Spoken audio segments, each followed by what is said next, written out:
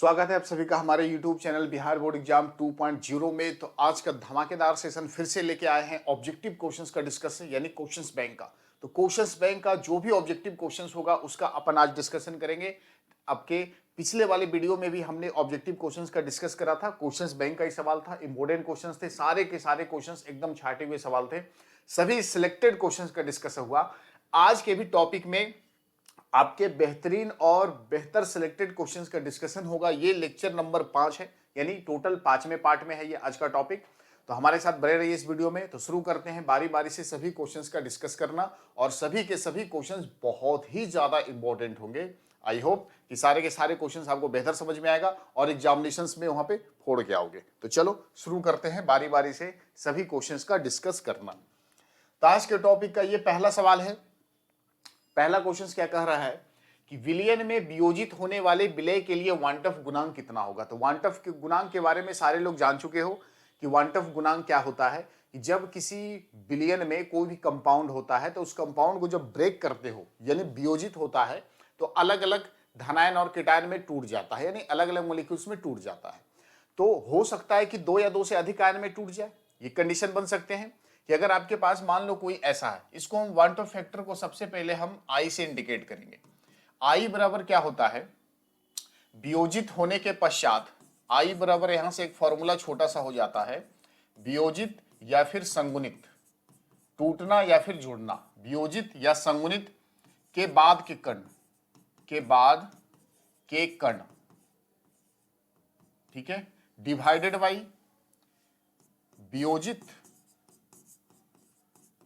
या फिर संगुणित के पूर्व के कण, के पूर्व के कण, ठीक है। ये होता है आई की वैल्यू। आई बराबर ये फॉर्मूला होता है। एक चीज यहां पे ध्यान रखना, एक चीजें जो सबसे इंपॉर्टेंट है उसको याद रखना एकदम बहुत ही ज्यादा अनिवार्य है। अगर मान लो कि वियोजित हुआ, अगर मान लो वियोजित हुआ, वियोजित होने पर, वियोजित होने पर, दूसरा अगर हम बात करें संगुणित होने पर, संगुणित होने पर, और तीसरी अगर हम बात करें इसमें कि ना तो वियोजित और ना ही संगुणित, ना तो वियोजित होगा और ना ही संगुणित होगा, तो इसके कणों की संख्या, ना तो संगुणित होने पर, दोनों के कण हम आपस में निकालना चाहेंगे इसको कि कितने कितने कण होंगे। तो याद रखना कि अगर वियोजित हो रहा है तो आई की वैल्यू क्या होगी, 1 से ज्यादा होगी। चीजों को याद रखना बहुत अनिवार्य है, एकदम इंपॉर्टेंट चीज है। यहां से डायरेक्ट क्वेश्चन आता है कि अगर मान लो वियोजित हो रहा है तो वियोजित होने पर वांटफ फैक्टर यानी आई की वैल्यू 1 से ज्यादा होगी। अगर संगुणित हो रहा है मतलब कि कंपाउंड आपस में जुड़ रहे हैं, संगुणित हो रहे हैं, तो वहां पे आई की जो वैल्यू होगी वो आई की वैल्यू 1 से कम होगी, आई की वैल्यू 1 से कम होगी। अगर ना तो वियोजित होगा और ना ही संगुणित होगा तो आई की वैल्यू 1 के बराबर होगी। तीनों का तीनों बहुत इंपॉर्टेंट है, इसको याद रखोगे, यहीं से डायरेक्ट क्वेश्चंस यहाँ पे बनेगा। अब देखो ये जो सवाल आपसे पूछा है ना, डायरेक्ट इसी 3 में से किसी एक पॉइंट से क्वेश्चंस पूछा है। हालांकि दोनों का दोनों पॉइंट से क्वेश्चंस आते रहता है। क्वेश्चंस क्या आपके पास कि विलयन में वियोजित होने वाले विलय के लिए वांटफ गुणांक कितना होता है, कि अगर विलयन में वियोजित हो रहा है तो वियोजित होने पर वांटफ गुणांक कितना होगा, वियोजित होने पर वांटफ गुणांक कितना होगा, 1 से अधिक होगा। अगर क्वेश्चन रहता कि संगुणित हो रहा है तो संगुणित होने पर वांटफ गुणांक कितना होता, 1 से कम होता। अगर ये सवाल रहता कि ना तो वियोजित होगा ना तो संगुणित होगा तो इसके लिए वांटफ फैक्टर कितने के बराबर होता, 1 के बराबर होता। तो सवाल यहां से कुछ भी आपसे पूछा जा सकता है, बहुत इंपॉर्टेंट है, क्वेश्चन यहां से रिपीट करते। क्लियर है। चलो नेक्स्ट क्वेश्चन पे आते हैं, अगले सवाल पे आ जाते हैं। अगला सवाल है कि नायलॉन 66 निम्न में से किससे प्राप्त होता है। तो नायलॉन 66 एक संश्लेषित रबर होता है। क्या होता है, एक संश्लेषित रबर, इसको याद रखोगे। नायलॉन 66 जो होता है वो संश्लेषित रबर होता है जो एडिपिक एसिड तथा हेक्सामिथिलीन डाइएमीन से फॉर्मेशन होता है। किससे फॉर्म होगा नायलॉन 66, तो एडिपिक अम्ल तथा हेक्सामिथिलीन डाइएमीन से फॉर्मेशन होगा आपके नायलॉन 66 का। और नायलॉन 66 क्या है, एक संश्लेषित रबर होता है। क्लियर है बात। नेक्स्ट क्वेश्चन पे आ जाओ। अगला सवाल आपके पास यह है कि शॉर्टकी दोष, दोष के बारे में जान रखे हो।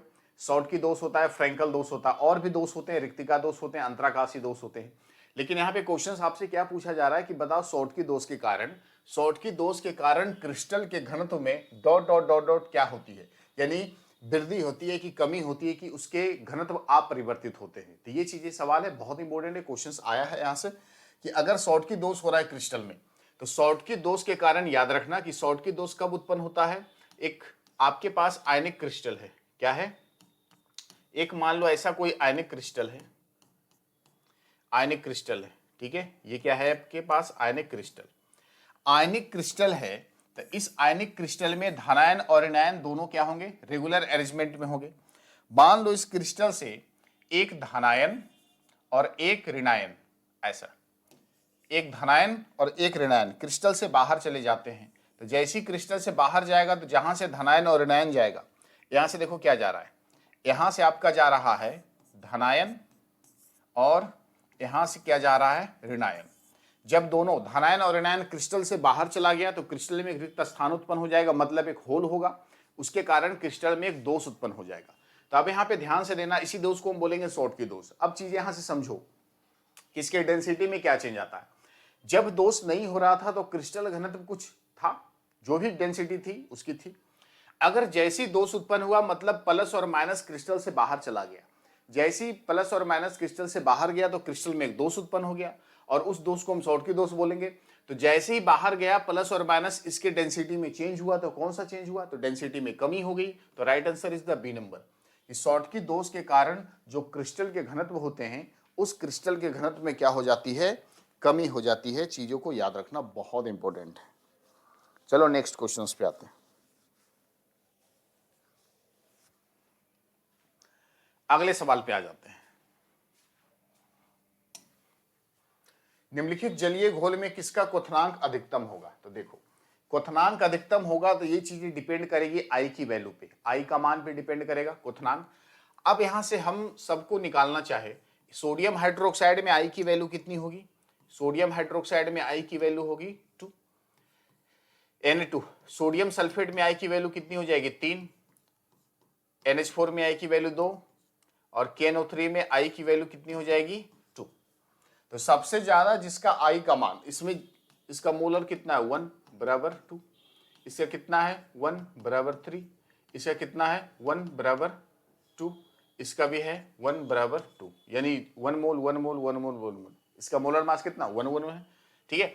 अब यहां से देखो सबसे ज्यादा किसमें वांट ऑफ फैक्टर, तो जिसका वांट ऑफ फैक्टर ज्यादा, मान लो यहां से फॉर्मूला आपने पढ़ा था डेल्टा टीवी बराबर आई इंटू केवी इंटू स्मॉल एम, ठीक है ना। तो क्वथनांक उसी का ज्यादा होगा जिसके आई की वैल्यू ज्यादा होगी। तो आई की वैल्यू किसकी ज्यादा होगी, तो सोडियम सल्फेट की। तो सोडियम सल्फेट का जो क्वथनांक होगा वो क्वथनांक क्या होगा, मैक्सिमम होगा इन चारों ऑप्शन के आधार पे। क्लियर है बात, चलो ठीक है, very good, okay. Next questions पे आते हैं। ये देखो सवाल है, न्यूमेरिकल्स टाइप का क्वेश्चन आपसे पूछा गया है, ठोस अवस्था का क्वेश्चन है कि एक आयनिक यौगिक ए में ए आयन इकाई सेल के घन के कोने पर होता है तथा बी आयन फलकों के केंद्र में है, तो इस यौगिक का सरलतम सूत्र क्या होता है। फलक के केंद्र पे, तो एक इकाई सेल में टोटल 6 फलक होते हैं, किसी इकाई सेल में टोटल फलकों की संख्या 6 होती है और प्रत्येक फलक के केंद्र पे आयन बी प्रेजेंट है। तो आपसे पूछा जा रहा है कि बताओ इसमें कितने आपके यौगिक का सूत्र पूछ रहा है आपसे ना। तो यौगिक का सूत्र देखो, मान लो ऐसा कोई घन है, ये आपके पास कोई घन है, ठीक है, ऐसा इसमें है कि घन के प्रत्येक कोने पर एलिमेंट ए है, जितने कोने हैं सभी कोने पर कौन सा एलिमेंट है, एलिमेंट ए। तो ए बराबर कितना होगा 1/8 इंटू 8 बराबर 1, A1 हो गया, ठीक है। और फलक के केंद्र पे एलिमेंट बी है, ऊपर वाले फलक नीचे वाले फलक, बाएं वाले फलक दाएं वाले फलक, आगे वाले फलक पीछे वाले फलक, ठीक है। टोटल 6 फलक है, तो बी एलिमेंट कितना होगा 1/2। एक फलक कितने भाग में डिवाइड होंगे, 1/2 भाग में। टोटल फलकों की संख्या 6, आ गया 3। तो यौगिक का सूत्र क्या हो जाएगा AB3, A1B3। Right answer is the AB3, option number C. यौगिक का सूत्र जो हो जाएगा वो हो जाएगा आपका AB3। बहुत आसान सा सवाल है, एक लाइन में इसको बना सकते हो, कोई टेंशन वाली बात नहीं है, कोई ज्यादा लॉजिक इसमें नहीं है, कोई आसमानी कॉन्सेप्ट इसमें नहीं है, जो भी है सब पताली कॉन्सेप्ट है। नेक्स्ट क्वेश्चन से आ जाओ। पी टाइप अर्धचालक बनाने के लिए, अगर आपको पी टाइप अर्धचालक बनाना है तो उसके लिए निम्न में किस तत्व का डोपिंग किया जाता है। तो ध्यान से देखना कि पी टाइप अर्धचालक आप कैसे बनाओगे। तो पी टाइप अर्धचालक बनाने के लिए हम एक शुद्ध क्रिस्टल लेते हैं सेमीकंडक्टर का, शुद्ध सेमीकंडक्टर लेते हैं। अब यहां से शुद्ध सेमीकंडक्टर मान लो हमने सिलिकॉन का ले रखा, ठीक है, सिलिकॉन का ले रखा एक सेमीकंडक्टर, ये आपका सिलिकॉन है, सिलिकॉन का कंडक्टर, सिलिकॉन सिलिकॉन सिलिकॉन, ठीक है, ऐसा कुछ है। ध्यान देना, ये सिलिकॉन का शुद्ध क्रिस्टल है, अर्धचालक है सिलिकॉन। अब यहां से ध्यान देना, हमको इसमें क्या करना है, डोपिंग करवाना है।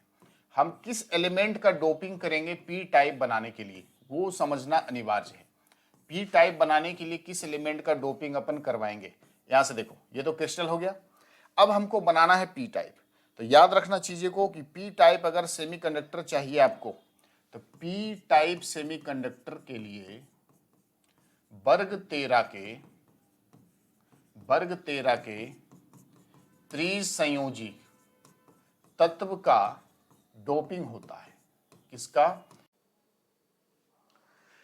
वर्ग 13 के एलिमेंट का डोपिंग करवाओगे पी टाइप अर्धचालक बनाने के लिए। यहां पे अब वर्ग 13 को कौन सा एलिमेंट ले सकते हो, वर्ग 13 में से कोई भी एक एलिमेंट ले सकते हो, जैसे बोरोन हो जाए, एल्युमिनियम हो जाए, गैलियम हो जाए, इंडियम हो जाए, या फिर टेलेरियम हो जाए। इन पांचों में से कोई भी एक एलिमेंट का डोपिंग करवा सकते हो। अब जैसे मान लो कि यहाँ पे हमने अगर एक सिलिकॉन परमाणु से यहाँ पे हमने डोपिंग कराया, वर्ग 13 का कोई भी एक एलिमेंट से हमने डोपिंग कराया, मान लो कि इंडियम से हमने डोपिंग करवा दिया, तो जब इंडियम प्रवेश करेगा तो अपने साथ तीन संयोजी इलेक्ट्रॉन लेके प्रवेश करेगा और वो सिलिकॉन परमाणु से विस्थापित होगा और सिलिकॉन क्रिस्टल से बाहर जाएगा, तो अपने साथ 4 संयोजी इलेक्ट्रॉन लेके बाहर जाएगा। तो 4 संयोजी इलेक्ट्रॉन लेके बाहर गया। अब जैसे ही बाहर जाएगा तो 3 संयोजी इलेक्ट्रॉन में से 3 बॉन्ड तो बना लिया। अब एक बॉन्ड यहां पे एक्स्ट्रा हो जाने के कारण, एक इलेक्ट्रॉन की कमी हो जाने के कारण इस क्रिस्टल में एक छिद्र उत्पन्न होगा, ठीक है, एक होल उत्पन्न हो जाएगा। और ये जो होल होता है वो होल कैसा होता है, ये जो छिद्र आपका बनेगा ना, ये देखो ये जो छिद्र बना यानी होल, ये आवेश के रूप में होता है धनायन, यानी पॉजिटिव चार्ज होते हैं। और इसी धनायन होल की वजह से, इसी पॉजिटिव छिद्र की वजह से पूरा क्रिस्टल को पॉजिटिविटी प्रदान करेगा, जिसके कारण यह पी टाइप अर्धचालक कहलाएगा, मतलब पॉजिटिव टाइप अर्धचालक। तब यहां से अब ये बताओ कौन सा ऑप्शन होगा यहाँ पे, इंडियम, क्योंकि बिस्मथ है वर्ग 15 का, एसन है वर्ग 14 का, आर्सेनिक है वर्ग 15 का, इंडियम आपका वर्ग 13 का त्रिसंयोजी तत्व है। तो पी टाइप अर्धचालक बनाने के लिए आप त्रिसंयोजी तत्व का डोपिंग करवाओगे, बोरोन, एल्युमिनियम, गैलियम, इंडियम, टेलेरियम, इस पांचों में से कोई भी एक एलिमेंट का डोपिंग करवा के पी टाइप अर्धचालक बना सकते हो। दूसरी जरूरी बात जो कि क्वेश्चन आते हैं, पी टाइप अर्धचालक में एक होल उत्पन्न होता है, छिद्र, जो कि पॉजिटिव चार्ज के होते हैं, ठीक है। चलो नेक्स्ट क्वेश्चन पे आ जाए। अगला सवाल है, ये देखो, अब यही पे सवाल आ गया है, इसी पे क्वेश्चन आ गया कि पी टाइप अर्धचालक में जो त्रिसंयोजी होता है, त्रिसंयोजी तत्वों का जो डोपिंग होता है, उस डोपिंग को कराए जाने पर जिससे अर्धचालक में एक छिद्र उत्पन्न होता है, ठीक है ना, क्या उत्पन्न होगा, एक छिद्र। और वो छिद्र कैसा होता है, तो ध्यान से देखो, ये जो छिद्र उत्पन्न होगा, ये छिद्र कैसा होगा, धनायन होगा, मतलब धनावेशित के होंगे। तो right answer is the option number B. Same ditto सवाल था, ये क्वेश्चंस आपसे फिजिक्स में भी पूछे गए हैं और ये क्वेश्चंस आपके केमिस्ट्री के टॉपिक में भी पढ़ने को मिलेंगे, बहुत इंपॉर्टेंट है, माइंड में एकदम सेट कर लो। पी टाइप में एक होल उत्पन्न होगा, छिद्र, जो कि धनायन होता है। एन टाइप अर्धचालक बनाओगे तो एन टाइप में इलेक्ट्रॉन की अधिकता होती है, जिसके कारण पूरा क्रिस्टल रेडायन हो जाता है। चलो नेक्स्ट क्वेश्चन पे आता हूं। अगले सवाल है ये, क्लोरोमाइसोटीन का उपयोग कौन सी बीमारी में किया जाता है। तो देखो, क्लोरोमाइसोटीन एक औषध होता है जिसका इस्तेमाल हम लोग मलेरिया के उपचार में कर सकते हैं।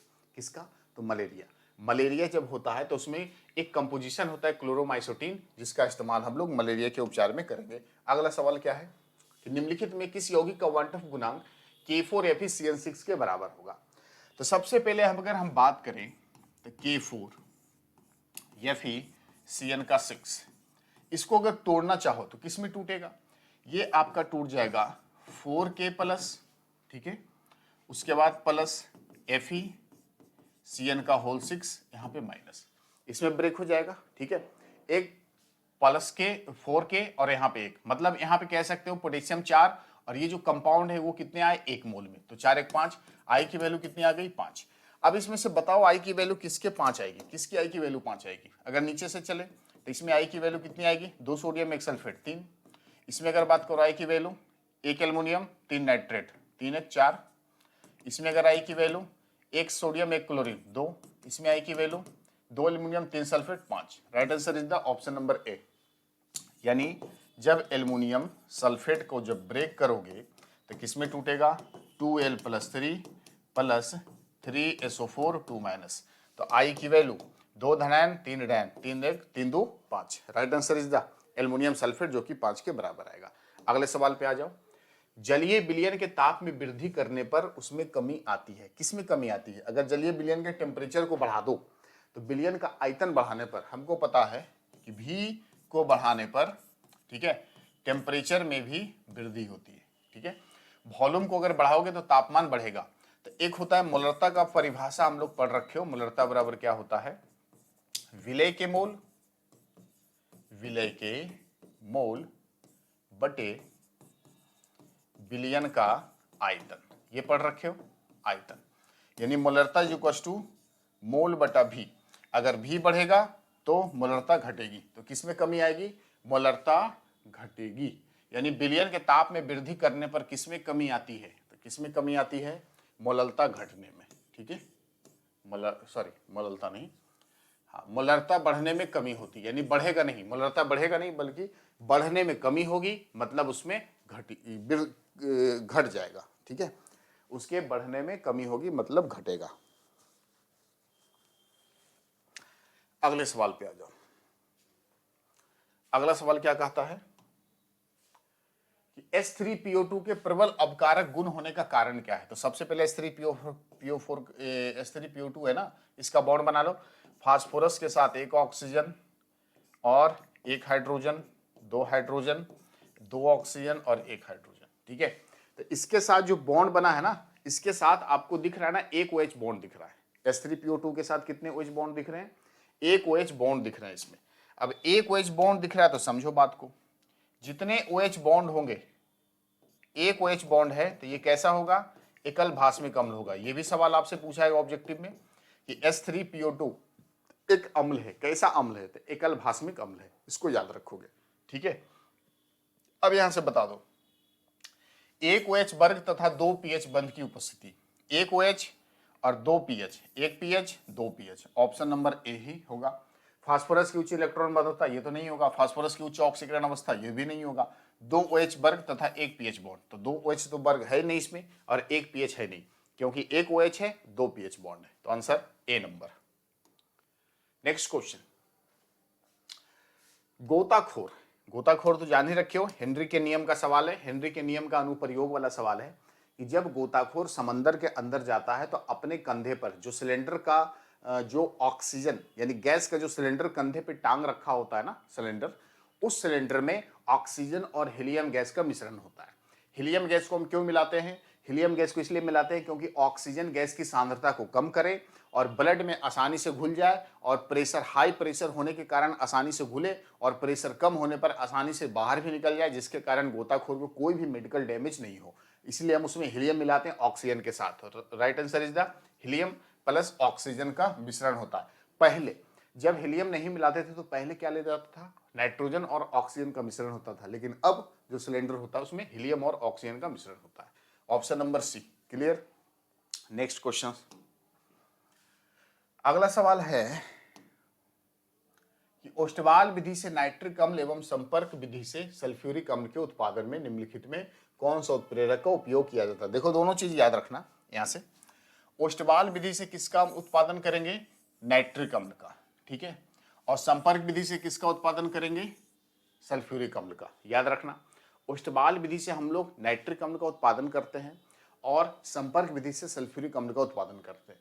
तो इसमें पूछा जा रहा है कि बताओ कौन सा उत्प्रेरक का इस्तेमाल कर सकते हैं। तो नाइट्रिक अम्ल के उत्पादन में याद रखना, नाइट्रिक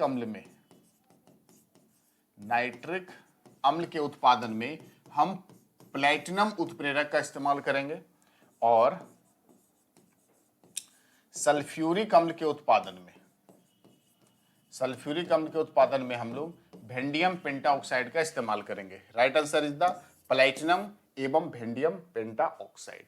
बहुत इंपॉर्टेंट है, ये भी सवाल आपसे 2 नंबर में, देखो ये सवाल पूछा गया, ऑब्जेक्टिव में भी तो पूछा है, साथ में 2 नंबर में भी क्वेश्चन ये आया है कि वह एक एक उत्प्रेरक का नाम लिखो जिसमें हम लोग ओस्टवाल विधि से नाइट्रिक अम्ल के उत्पादन और सल्फ्यूरिक अम्ल के उत्पादन किस विधि से करेंगे और उसमें उत्प्रेरक के रूप में कौन शामिल होगा, एक एक उदाहरण के साथ वहां पे आपको लिखना है। तो ये रहा उदाहरण, ठीक है, याद रखना।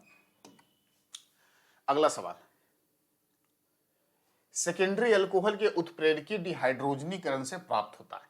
सेकेंडरी अल्कोहल को डिहाइड्रोजनीकरण कराना है। डिहाइड्रोजनीकरण का मतलब है हाइड्रोजन को निकालना, डिहाइड्रोजनीकरण का मतलब है हाइड्रोजन को बाहर निकालना। अब यहां पे सेकेंडरी अल्कोहल ले लो, मान लो कोई ले लेते हैं सेकेंडरी अल्कोहल, यहां से ले लिए CH3 CH और ये ले लिया अपने OH और ये ले लिया अपने CH3। इसको करवा देना है ऑक्सीकरण। किसकी प्रेजेंसी में कराओगे, तो एक प्रबल ऑक्सीकारक पदार्थ होता है एसिडिक मीडियम में KMnO4, इसकी प्रेजेंसी में जब इसको ऑक्सीकरण कराओगे तो यहां से हाइड्रोजन बाहर निकलेगा और हाइड्रोजन बाहर निकलने के बाद ये आपके कीटोन के फॉर्मेशन करेंगे। क्या बना लेंगे, कीटोन। तो सेकेंडरी अल्कोहल के ऑक्सीकरण से क्या प्राप्त होता है, कीटोन का निर्माण होता है। याद रखना, बहुत इंपॉर्टेंट है, ठीक है, ओके।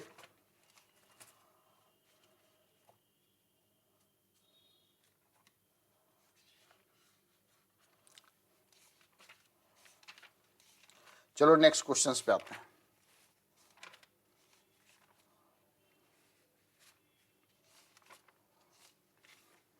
अगला सवाल, प्राथमिक द्वितीयक तथा तृतीयक एल्कोहल के अंतर को दिखाया जाता है। किससे अंतर दिखाओगे, प्राथमिक एल्कोहल, द्वितीयक एल्कोहल और तृतीयक एल्कोहल का अंतर किससे दिखाओगे, ऑक्सीकरण विधि से भी कर सकते हो, लुकास परीक्षण और विक्टर मेयर। यानी आपके सभी आंसर सही होंगे इसमें, right answer is the all. तो इसमें याद रखना, डायरेक्ट क्वेश्चन आता है, कोई ज्यादा कॉन्सेप्ट है नहीं कि प्राइमरी सेकेंडरी और टर्सरी तीनों अल्कोहल का जब हम परीक्षण करेंगे अंतर को दिखाना है तो किससे करेंगे, ऑक्सीकरण विधि से भी, लुकास प्रतिकारक विधि से भी और विक्टर मेयर परीक्षण से भी, ठीक है। चलो ओके, वेरी गुड। आ जाओ नेक्स्ट क्वेश्चंस पे। प्राकृतिक रबर बहुलक होता है, बताओ किसका बहुलक होता है प्राकृतिक रबर, तो प्राकृतिक रबर आइसोप्रीन का बहुलक होता है। किसका होता है, आइसोप्रीन का, CH2 CH2 CH2 बॉन्ड, ये होता है प्राकृतिक रबर, ठीक है। चलो नेक्स्ट क्वेश्चन, कम तापक्रम पर फिनॉल Br2 से CH2 की उपस्थिति में अभिक्रिया करके क्या बनाता है। लो टेम्परेचर पर अगर कोई फिनॉल है आपके पास, तो फिनॉल को अगर Br2 से अभिक्रिया करा दो CH2 की प्रेजेंसी में, तो ये रहा आपके पास फिनॉल, इसको रिएक्शन करवाना है Br2 के साथ, किसकी प्रेजेंसी में, CH2 की प्रेजेंसी में। तो जब इसका रिएक्शन कराओगे तो सिंपली ये क्या बनेगा, ध्यान देना, OH एक बनेगा, ऑर्थो पे लगेगा ब्रोमीन, ठीक है, इसको बोलोगे हाइलोजनीकरण अभिक्रिया।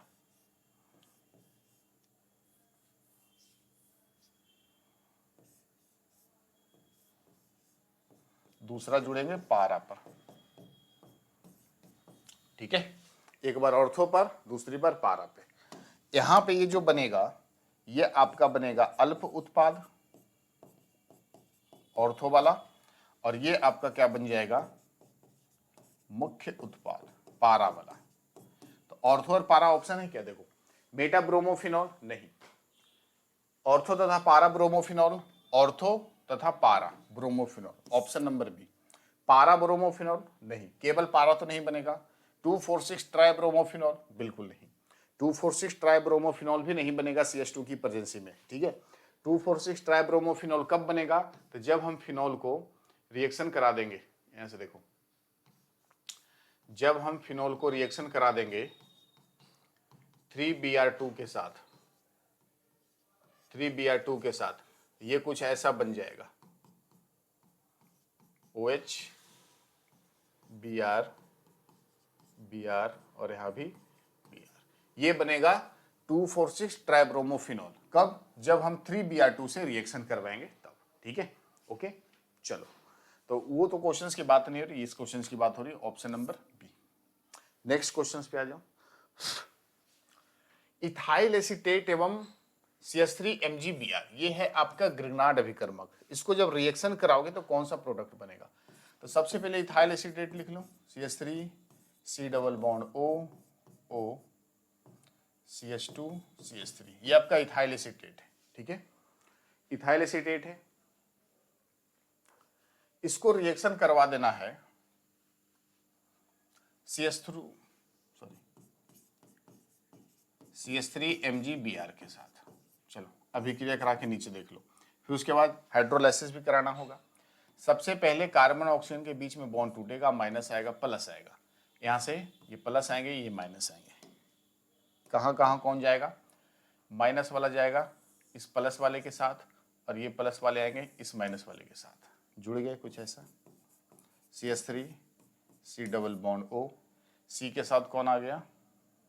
CH3 plus CH3 CH2 O के साथ आ गया MgBr।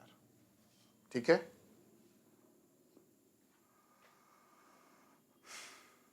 MgBr आ गया। उल्टा हो गया क्या?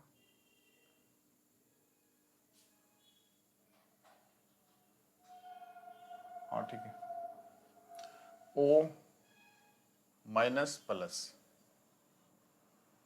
इस O के साथ CH3, एक ही बात है, चलेगा। ठीक है, MgBr। अब देखो, हाँ अब इसको क्या करना है? हाइड्रोलाइसिस करवा देना है। हाइड्रोलाइसिस उल्टा हो गया।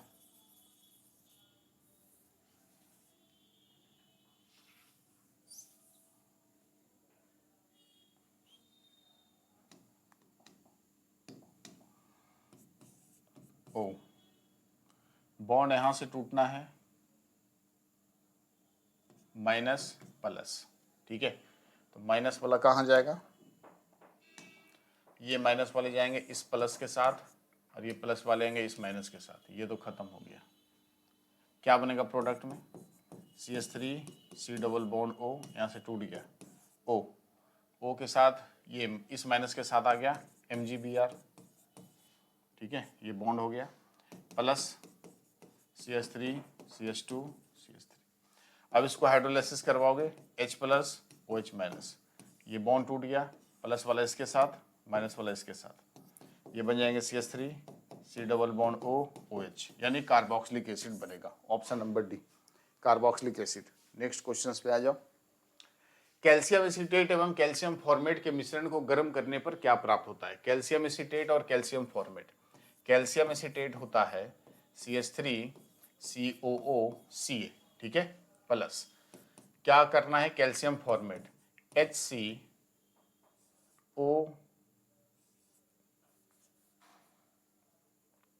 ऐसा Ca HCO, ठीक है, ये आपका कैल्शियम फॉर्मेट है। Calcium formate, calcium acetate. अब इसको रिएक्शन करवा देना है। किसके साथ रिएक्शन कराओगे? दोनों को गर्म करो, हीट करो, कैल्शियम एसीटेट और कैल्शियम फॉर्मेट। जब इसको हीट करोगे तो हीट करने पे क्या बनेगा? CaCO3 बन के आएगा। यहां से क्या निकलेगा? CaCO3, ये देखो CaCO3,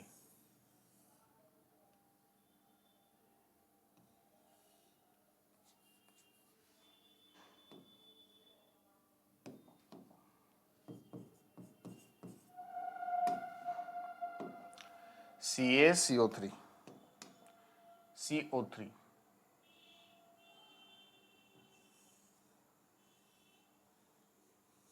यहां से कुछ ऐसा चला जाएगा। क्या बचेगा आपके पास? HCOH, यानी आपके मेथेनल। क्या बनेंगे? मेथेनल। ऑप्शन नंबर ए, मेथेनल बनेगा। नायलॉन 6 निम्न में से ये तो क्वेश्चंस करवा चुके हैं, एडिपिक एसिड और हेक्सामेथिन डाइएमीन का होता है। ठीक है, ये क्वेश्चन, ये देखो सवाल है कि निम्नलिखित में से कौन हाइड्रोजन बॉन्ड नहीं बनाता? कौन हाइड्रोजन बॉन्ड नहीं बनाएगा? तो हाइड्रोजन बॉन्ड कौन कौन बनाते हैं ये देखो, आपके पास H2O है, फिर आपके पास ऐसा, आपके पास पहले CH4 है ऊपर में, फिर NH3 है, फिर आपका H2O है, फिर आपका HF है, ठीक है। उसके बाद नीचे में आएगा SiH4 आएगा, फिर PH3 आएगा, फिर H2S आएगा, फिर HCl आएगा। तो ये वर्ग 14, 15, 16, 17, तो इनमें जो ऊपर वाले जितने भी हैं ये सभी के सभी हाइड्रोजन बॉन्ड बनाएंगे, हाइड्रोजन बॉन्ड बनाएगा, बाकी सारे नहीं बनाएंगे। तो NH3 बनाता है, बिल्कुल बनाता है। HBr बनाता है, नहीं बनाता, ये नहीं बनाएगा। HCl बनाता है, नहीं बनाता, ये भी नहीं बनाएगा, ये भी नहीं बनाएगा, ये भी नहीं बनाएगा। PH3 बनाएगा, नहीं बनाएगा, ये भी नहीं बनाएगा।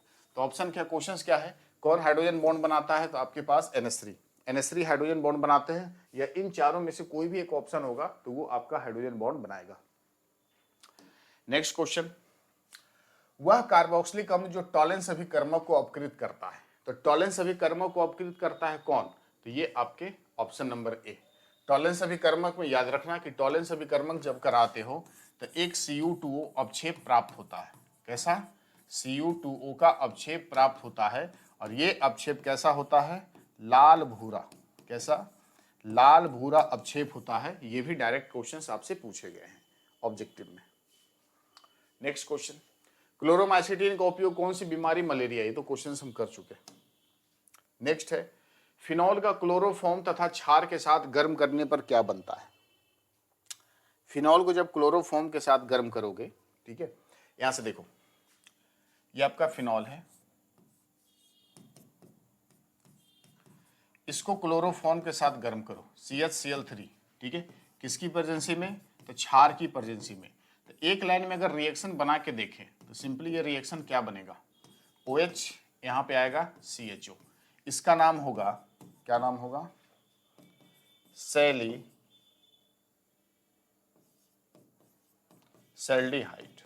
क्या बोलेंगे इसको, सैलिसैल्डिहाइड। और इस अभिक्रिया का नाम है राइमर टीमन अभिक्रिया। क्या बोलेंगे इसको, राइमर टीमन अभिक्रिया। Option number A, salicylaldehyde. क्या बन जाएगा आपका, सैलिसैल्डिहाइड, और इस अभिक्रिया को बोलेंगे राइमर टीमन अभिक्रिया। नेक्स्ट क्वेश्चन, गाटरमान कोख प्रतिक्रिया में उपयोग होने वाला अभिकारक कौन सा है। तो गाटरमान कोख अभिक्रिया में ये देखो, ये जो प्लेटिनम बेरियम सल्फेट है, इसको याद रखना, प्लेटिनम बेरियम सल्फेट, ये है रोजनमुंड अभिक्रिया में, रोजनमुंड में, ठीक है। अम्लीय या क्षारीय के अम्लफोर, ये होगा एल्कोहल के ऑक्सीकरण में, एल्कोहल कौन सा, सेकेंडरी एल्कोहल के ऑक्सीडेशन में, इसका ऑक्सीडेशन में जो ये COCH है, ये आपका गाटरमान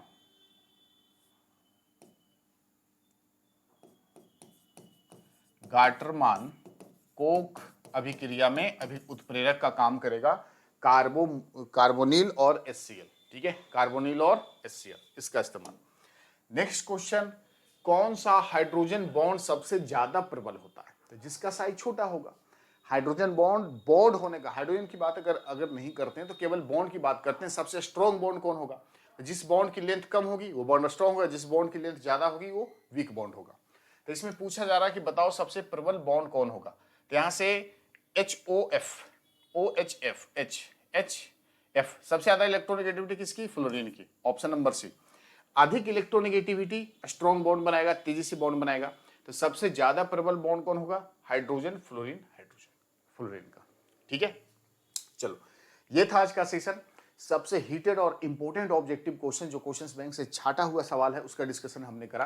तो इस वीडियो को ज्यादा से ज्यादा शेयर करना, चैनल पे अगर नहीं हो तो सब्सक्राइब जरूर करना। Thank you so much for watching, धन्यवाद।